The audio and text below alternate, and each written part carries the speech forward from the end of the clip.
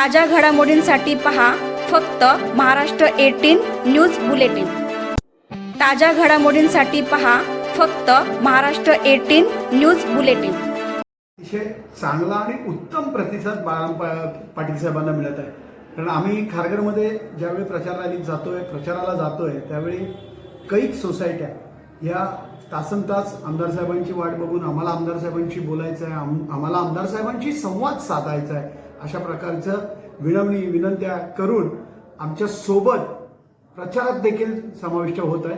त्यामुळे मला असं दिसून आलं की ज्या खारघर क्षेत्रामध्ये आम्हाला कायम कमी मतं मिळायची त्या खारघर क्षेत्रामध्ये आता मात्र आम्ही जोर धरायला सुरुवात केली आणि बाळाराम पाटील साहेबांचा जो करिश्मा आहे तो त्या तिथे मोठ्या प्रमाणात पाहायला मिळतो। मराठा समाज नक्कीच याच्या आधी देखील शेतकरी कामगार पक्षाच्या माध्यमातून वारंवार ज्या वेळी आंदोलनं केली गेली, मी त्या आंदोलनाचा भाग होतो, एक समाजाचा घटक म्हणून होतो। त्यावेळी मी तिथे राजकीय पक्ष म्हणून जात नसलो तरी शेतकरी कामगार पक्षाची जिथे जिथे मदत लागली तिथे तिथे शेतकरी कामगार पक्षाची मदत या मराठा समाजाच्या आमच्या आंदोलनाच्या वेळेला, मग कोणती जागा उपलब्ध करून देण्याबाबतीत असेल, जयंत पाटलांच्या माध्यमातून तिथे विधान परिषदेमध्ये आवाज उठवण्याचा विषय असेल, भेटण्याचा विषय असेल आझाद मैदानावर, तर वेळोवेळी आमदार बाळाराम पाटील साहेब असतील, आमदार जयंतभाई असतील, हे आझाद मैदानावर देखील किंवा आझाद मैदानावर बसलेल्या विद्यार्थी असतील, डॉक्टर विद्यार्थी असतील, इतरही मराठा समाजाचे घटक असतील, त्या घटकांना रात्री झोपण्याची सोय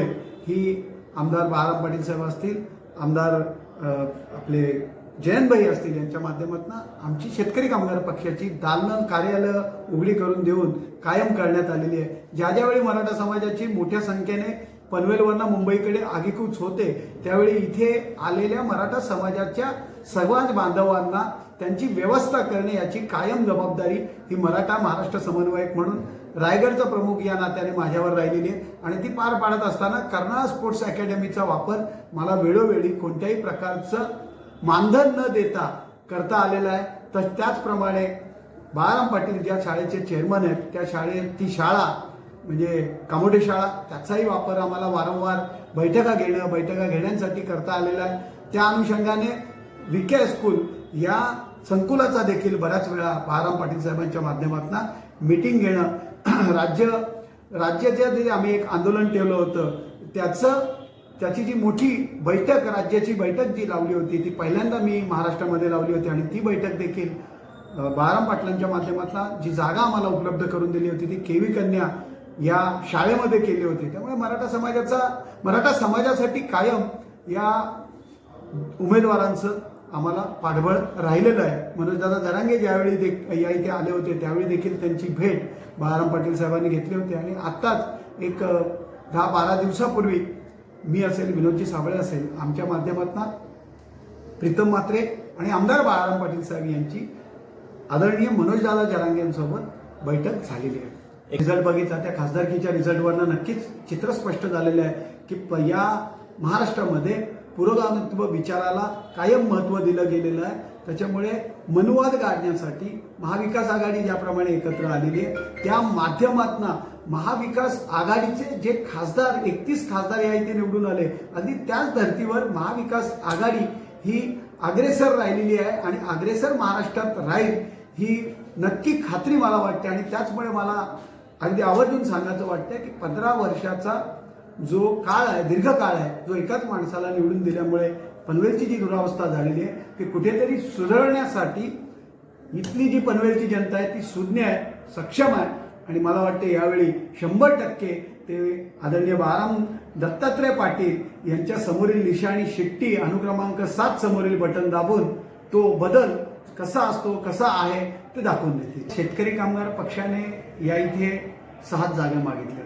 तुम्हाला जर महाविकास आघाडी बघितली तर महाविकास आघाडी म्हणजे कोण, तर पहिले काँग्रेस, दुसरी राष्ट्रवादी आणि तिसरा घटक पक्ष म्हणून प्रमुख या रायगडमध्ये शेतकरी कामगार पक्ष। कारण याच्या आधीची बरीच जी इलेक्शन्स आहेत जी लढवल्यात ते आम्ही एकत्रित लढवलेले आहेत। याच्या आधीचं जे महानगरपालिकेचं इलेक्शन झालं 2017ला जे इलेक्शन झालं त्या इलेक्शनमध्ये देखील सेनेने अशा प्रकारचा प्रयोग करण्याचा प्रयत्न केला।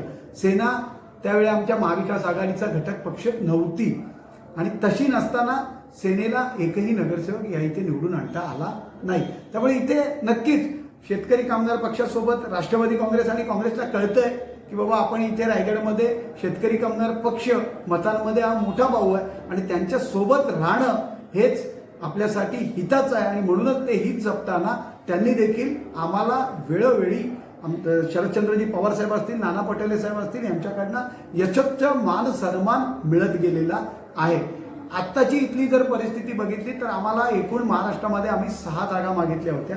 त्या 6 जागांमध्ये शेतकरी कामगार पक्ष अधिकृत 6 उमेदवार आम्ही दिलेले आहेत आणि त्याच्यामुळे महाविकास आघाडीचा घटक शेतकरी कामगार पक्ष म्हणून आमच्या वाट्याला आलेल्या 6 जागांवर शेतकरी कामगार पक्षाचा महाविकास आघाडीचा अधिकृत उमेदवार आम्ही उभा केलेला आहे. की ग्रामीणमधनं जे मताधिक्य आम्हाला कायम आजपर्यंत मिळत राहिले ते अबाधित आहे. माझ्यावरती नक्कीच एक वेगळी जबाबदारी आलेली आहे आणि आत्ताचं जर आपण राजकारण बघितलं तर त्या राजकारणामध्ये जातीनिहाय देखील राजकारणाचा मोठ्या प्रमाणात विचार केला जातो. त्यामुळे मला खात्री आहे की मी ज्या महानगरपालिकेच्या जिल्हा चिटणीस म्हणून नेतृत्व करतोय त्या नेतृत्वात आता आपल्याला एक फरक तर जाणवला की याच्या आधी जे खासदारकीचं इलेक्शन झालं त्याच्यामध्ये आम्ही 1,19,000 मुसंडी मारण्यात यशस्वी ठरलो. जो 58-60 हजाराचा लीड होता तो आज आम्ही 31-30 हजारापर्यंत आणण्यात यशस्वी ठरलोय. आजही मला खात्री आहे की मुस्लिम समाजाची मतं, त्याचप्रमाणे हिंदू दलित समाजाची मतं, बौद्ध दलित समाजाची मतं, हा समाज जो कुठेतरी आमच्यापासून लांब गेला होता, माझे झोपडपट्टीवासीय जे बांधव आमच्यापासून कुठेतरी 5 वर्षात काहीतरी वेगळ्या प्रकारे त्यांना ट्रीटमेंट मिळेल या आशेने त्यांच्यासोबत भाजपसोबत गेलेले होते. पण त्यांचा निराशा झालेली आहे आणि ती निराशा कुठेतरी भरून काढण्यासाठी भरभरून आज लोक आमच्या समवेत आलेली आहेत. आज आपण जर बघितलं तर दरवेळेला या आझादनगर झोपडपट्टी असेल, इंदिरानगर झोपडपट्टी असेल, या वसाहतीमधनंच मोदीजी आल्यानंतर सर्वात जास्त बसेस जात होत्या. यावेळची परिस्थिती वेगळी आहे. यावेळची आपण जर परिस्थिती बघितली तर या इथून एक्का दुक्का बस इथून भरून गेल्या. त्याच्या पलीकडे जाऊन कोणीही त्यांच्या भाजपच्या बसेसमध्ये माझे झोपडपट्टीवासी बसले नाहीत, कारण त्यांना खात्री आहे हक्काचं घर जर कोण देऊ शकेल तो म्हणजे आमदार बळाराम पाटील आणि आमदार बळाराम पाटील.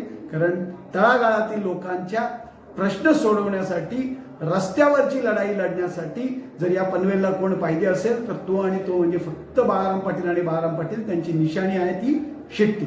या मतदारसंघात बळाराम पाटील किती मताधिक्याने निवडून येतील असा आपला विश्वास आहे? आमचं टार्गेट आहे की आम्ही 20-25 हजाराचं मताधिक्य आहे. या मताधिक्याने या इथे 100% निवडून येऊ.